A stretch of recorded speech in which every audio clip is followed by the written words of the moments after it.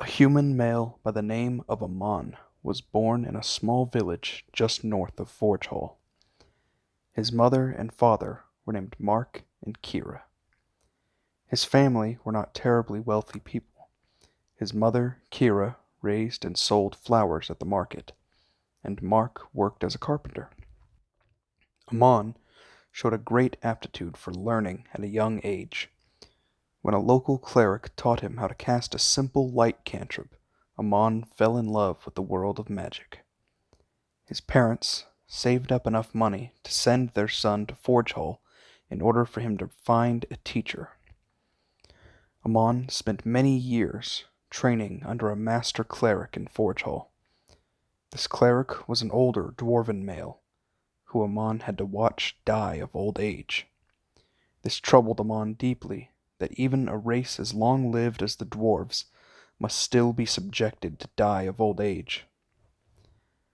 Amon would spend the early years of his adult life delving into ruins for ancient tomes and scrolls, and selling the valuable items he collected. Around the age of 40, Amon had saved enough money to begin the construction of his castle. The castle was located to the southwest of the Yarwell Peaks. His father passed away before the castle finished construction. His mother, however, moved into the castle with him, though she was quite depressed living in the old stone walls of the large building. Eventually, Kira passed away, and the local village, which would later be named Crossings, would offer to bury her. This event would bring up old memories of Amon's past mentor, and start Amon down a very dark path. Amon eventually set out exploring ruins once again. During a particular expedition, he would hire a pair of paladin brothers for protection. These paladins were named Dolor and Redgar. Amon would end up forming a rather strong connection with the brothers, and would hire them for permanent security. The trio spent the better part of 2 years as a small adventuring party, digging up powerful artifacts and making much gold in the process. However, Amon would feel a depression creeping into his mind. He often found himself reading his old teacher's notes for guidance. One day, after reading over his former teacher's spell book, Amon would discover the field of necromancy, specifically the Revivify spell. He would test this spell on a rabbit he had trapped and killed just outside his castle. This would lead him down a path, and eventually he would decide that there was no evil or good, and that magic should not be limited to only light or dark. In his journal, he would write, "These dark thoughts still consume me yet. I am getting close, I can feel it. This new research has opened my eyes. Why should the world of magic be limited to only the light? Necromancy bears far more useful fruit. The world is much like magic.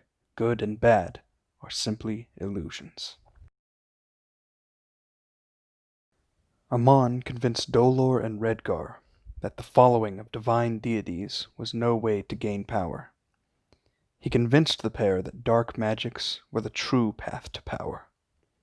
Over the next few years, Amon would fall deeper into his new dark practices. He would increase his dark staff of followers and security, creating animated suits of armor to defend his castle. Amon would eventually order his followers to kidnap a woman from the local village that he could use in his experimentation. He had become obsessed with extending his life. He wished for his life to be extended in order to complete his research. Even he was unsure of what his research entailed.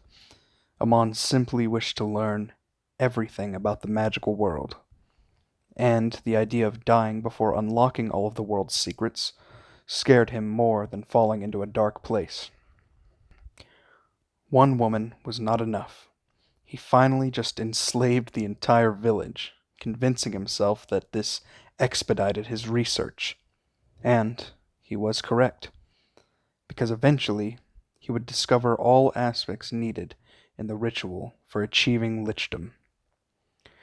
I have done it. Making the townsfolk into slaves was very smart of me. Oh yes. The power of infinite life is mine.